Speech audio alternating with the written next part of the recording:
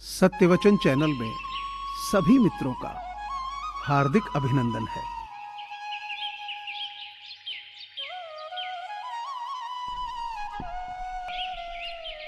आप होशियार हैं, अच्छी बात है, पर हमें मूर्ख न समझें, ये उससे भी अच्छी बात है। बेशक गलती भूल जाओ, मगर सबक याद रखो।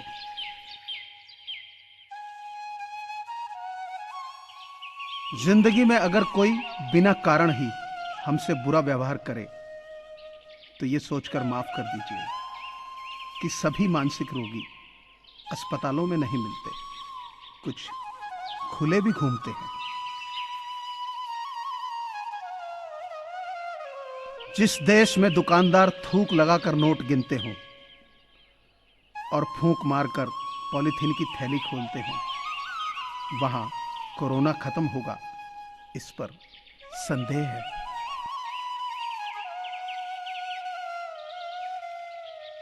लोग आपसे नहीं, आपकी स्थिति से हाथ मिलाते हैं। यही जीवन का कड़वा सत्य है। इतने कामयाब तो जरूर बनो कि जो आज मजाक उड़ा रहे हैं वो कल शर्मिंदा हो जाएं। राख की कई परतों के नीचे तक देखा, पर अफसोस वो गुरूर, वो रुतबा, वो पद कहीं नजर नहीं आया जो सारी उम्र ओढ़े बैठे थे। कर्म बहुत ही ध्यान से कीजिए, क्योंकि ना ही किसी की दुआ खाली जाती है और ना ही किसी की बद्दुआ। परिवार के साथ हमेशा बने रहें, क्योंकि यही वो एकमात्र जगह है जहां हमें हमारी सारी कमियों के साथ स्वीकार किया जाता है। एक ऐसा लक्ष्य भी होना चाहिए जो सुबह उठने पर मजबूर कर दे। आंसू ना होते तो आंखें इतनी खूबसूरत ना होती, दर्द ना होता तो खुशी की कीमत ना होती, अगर मिल जाता सब कुछ चाहने से ही तो दुनिया में ऊपर वाले की जरूरत ही ना होती। धर्म चाहे जो भी हो, अच्छे इंसान बनो। हिसाब हमारे कर्म का होगा, धर्म का नहीं। विचार और व्यवहार हमारे बगीचे के वो फूल हैं जो हमारे पूरे व्यक्तित्व को महका देते हैं। जिंदगी कभी कभी उदासी की आग है, जिंदगी कभी कभी खुशियों का बाग है, जिंदगी हंसता और रुलाता राग है, जिंदगी कड़वे और मीठे अनुभवों का स्वाद है, जिंदगी और अंत में तो अपने किए हुए कर्मों का हिसाब है, जिंदगी। ये सोचकर हमेशा खुश रहो, जो था अच्छा था, जो बाकी है वो बेहतर है, और जो आगे चलकर मिलेगा वो बेहतरीन होगा। जिंदगी में कभी भी अपने किसी हुनर पे घमंड मत करना, क्योंकि पत्थर जब पानी में गिरता है तो अपने ही वजन से डूब जाता है। गलत व्यक्ति कितना भी मीठा बोले, एक दिन आपके लिए बीमारी बन जाएगा। अच्छा व्यक्ति कितना भी कड़वा लगे, एक दिन औषधि बनकर काम आएगा। कोविड-19 यानी कोरोना महामारी से पूरी दुनिया जूझ रही है। ऐसे में बहुत सारे लोगों के साथ रोजगार के संकट खड़े हो गए हैं। लोगों के पास खाना खरीदने और दवाइयां खरीदने के पैसे नहीं हैं। इन्हीं लोगों की मदद करने के लिए सत्यवचन परिवार की ओर से ऐसे लोगों की सहायता के लिए एक मुहिम चलाई जा रही है, जिसमें आप सभी का सहयोग अनिवार्य है। आपसे प्रार्थना है कि आप अपनी सामर्थ्य अनुसार नीचे दिए गए नंबर पर डोनेशन दे सकते हैं। आप पेटीएम, फोन पे और गूगल पे के माध्यम से डोनेट कर सकते हैं। धन्यवाद।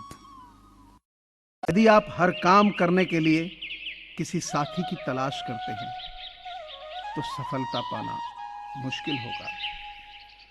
कठिन रास्तों पर अकेले बढ़ने का प्रयास कीजिए। इज्जत हमेशा इज्जतदार लोग ही करते हैं। जिनके पास खुद इज्जत नहीं है, वो किसी दूसरे को इज्जत क्या देंगे। पूजा करके किसी को रुला दिया तो फिर पूजा का कोई अर्थ नहीं, और किसी रोते को हंसा दिया तो फिर पूजा की जरूरत नहीं।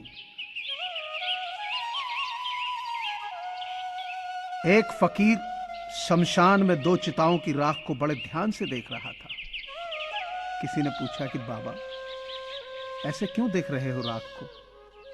फकीर बोला, ये एक अमीर की लाश की राख है, जिसने जिंदगी भर काजू, बादाम, स्वर्ण भस्म खाए, और ये एक गरीब की लाश है, जिसे 2 वक्त की रोटी भी बड़ी मुश्किल से मिलती थी। मगर इन दोनों की राख एक सी ही है। फिर किस चीज पर आदमी को घमंड है? किसी ने पूछा, जब कण कण में भगवान है तो मंदिर क्यों जाते हो? बहुत ही सुंदर जवाब।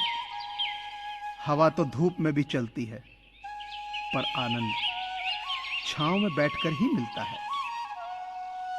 वैसे ही भगवान सब तरफ है, पर असली आनंद मंदिर में बैठकर ही आता है। रिश्ते चंदन की तरह रखने चाहिए। टुकड़े 1000 भी हो जाएं, पर सुगंध ना जाए। मैंने जिंदगी से पूछा कि तू इतनी कठिन क्यों है? जिंदगी ने हंसकर कहा कि दुनिया आसान चीजों की कद्र नहीं करती। अपना दर्द सोच समझकर किसी से बांटना चाहिए, क्योंकि इस दुनिया में हमदर्द कम और सिरदर्द ज्यादा मिलते हैं। किसी के बुरे वक्त पर हंसने की गलती मत करना। वक्त है जनाब, चेहरे याद रखता है। लोगों को भरपूर सम्मान दीजिए, इसलिए नहीं कि उनका अधिकार है, बल्कि इसलिए कि आप में संस्कार है। अगर आपके पास मन की शांति है तो समझ लेना, आपसे अधिक भाग्यशाली कोई नहीं है। कर्मों से डरिए, ईश्वर से नहीं। ईश्वर माफ कर देता है, कर्म नहीं।